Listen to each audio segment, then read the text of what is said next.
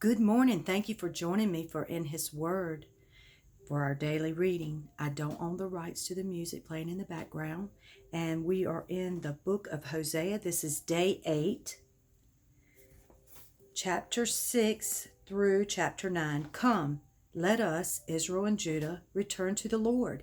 He has torn us in pieces. Now he will heal us. He has injured us, now he will bandage our wounds. In just a short time he will restore us so we can live in his presence. Oh, that we might know the Lord. Let us press on to know him. Then he will respond to us surely as the arrival of the dawn or the coming of the rains in early spring. O Israel and Judah, what should I do with you, asked the Lord? For your love vanishes like the morning mist and disappears like dew in the sunlight. I sent my prophets to cut you to pieces. I have slaughtered you with my words, threatening you with death. My judgment will strike you as surely as day follows night. I want you to be merciful. I don't want your sacrifices. I want you to know God. That's more important than burnt offerings. But like Adam, you broke my covenant and rebelled against me. Gilead is a city of sinners, tracked with footprints of blood. Its citizens are bands of robbers, lying in ambush for their victims. Gangs of priests murder travelers along the road to Shechem and practice every kind of sin. Yes, I have seen a horrible thing in Israel. My people have defiled themselves by chasing after other gods. O Judah, a harvest of punishment is also waiting for you, though I want so much to restore the fortunes of my people. I wanted to heal Israel, but its sins were far too great. Samaria is filled with liars, thieves, and bandits. Its people don't realize I am watching them. Their sinful deeds are all around them. I see them all. The people make the king glad with their wickedness. The princes laugh about the people's many lies. They are all adulterers, always aflame with lust.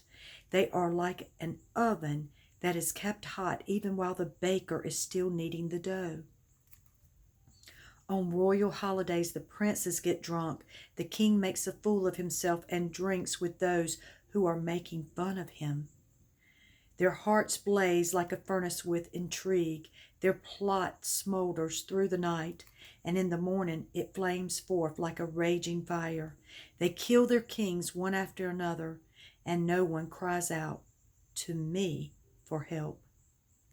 My people of Israel mingle with the godless foreigners, picking up their evil ways. Now they have become as worthless as a half-baked cake. Worshipping foreign gods has sapped their strength, but they don't even know it. Israel is like an old man with graying hair, unaware of how weak and how old he has become.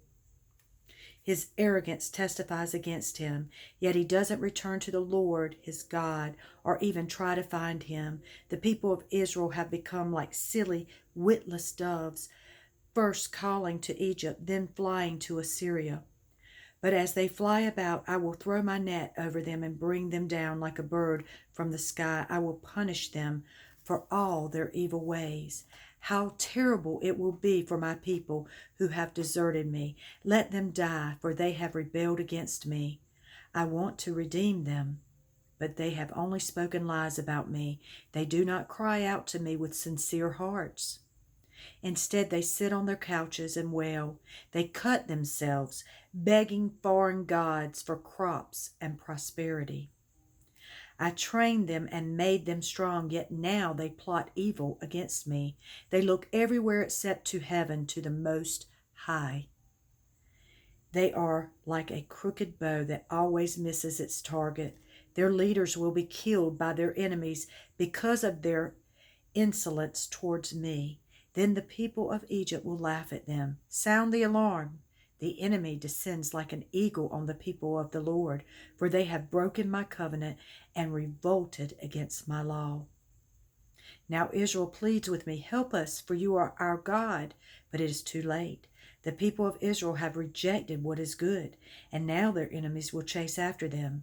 The people have appointed kings and princes, but not with my consent. By making idols for themselves from their silver and gold, they have brought about their own destruction. O Samaria, I reject this calf, this idol you have made. My fury burns against you. How long will you be incapable of innocence? This calf you worship was crafted by your own hands. It is not God, therefore it must be smashed to bits. They have planted the wind and will harvest the whirlwind.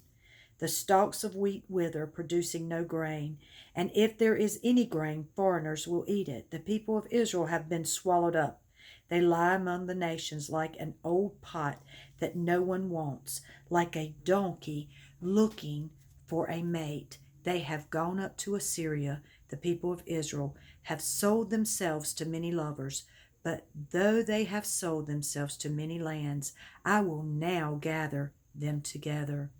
Then they will writhe under the burden of the great king.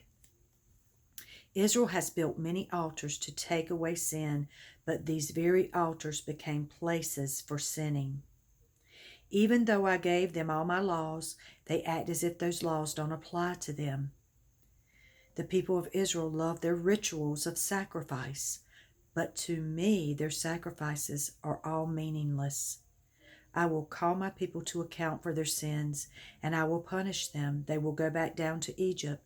Israel has built great palaces, and Judah has fortified its cities, but they have both forgotten their Maker. Therefore I will send down fire on their palaces and burn their fortresses. O people of Israel, do not rejoice as others do, for you have been unfaithful to your God, hiring yourselves out like prostitutes, offering sacrifices to other gods on every threshing floor. So now your harvest will be too small to feed you. The grapes you gather will not quench your thirst. You may no longer stay here in this land of the Lord. You will be carried off to Egypt and Assyria, where you will live on food that is ceremonially unclean.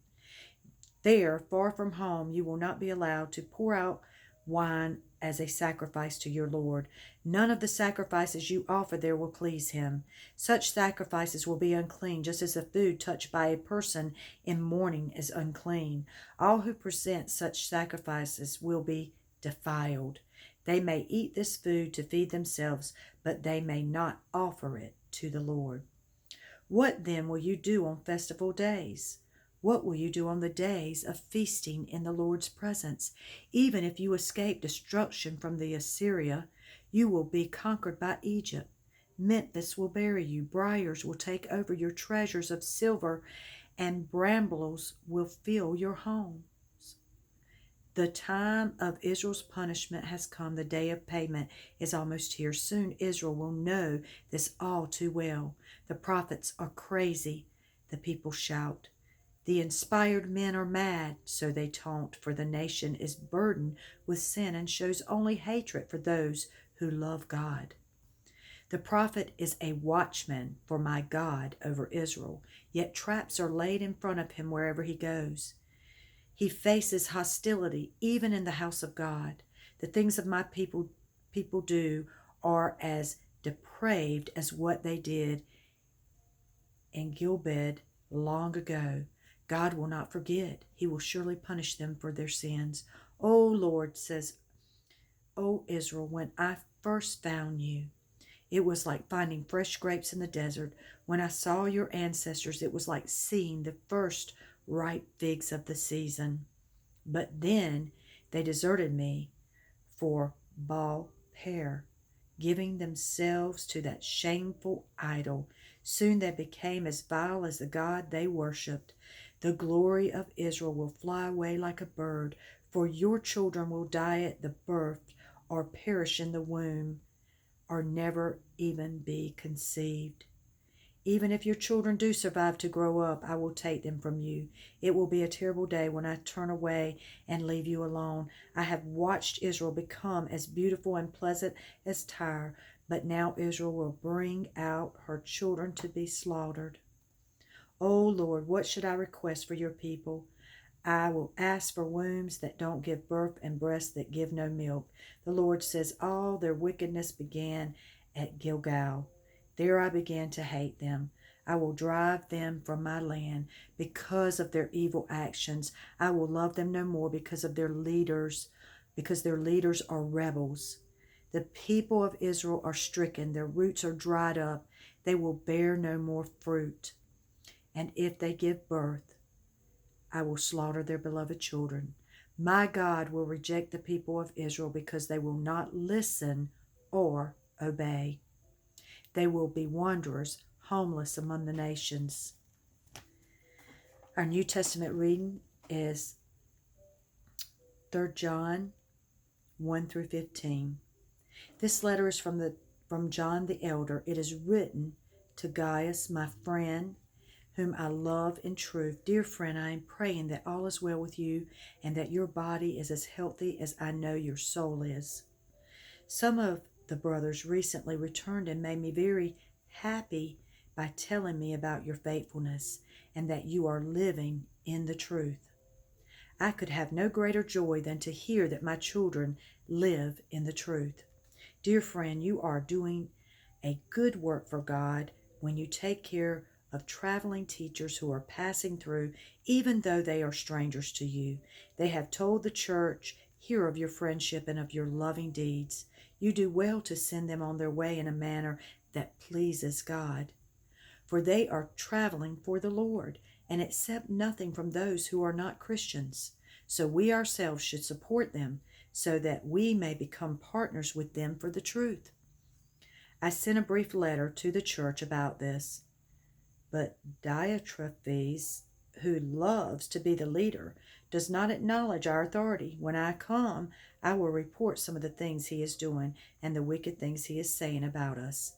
He not only refuses to welcome the traveling teachers, he also tells others not to help them. And when they do help, he puts them out of the church. Dear friends, don't let this bad example influence you. Follow only what is good. Remember that those who do good prove that they are God's children, and those who do evil prove that they do not know God. But everyone speaks highly of Demetrius, even truth itself. We ourselves can say the same for him, and you know we speak the truth. I have much to tell you, but I don't want to do it in a letter, for I hope to see you soon, and then we will talk face to face.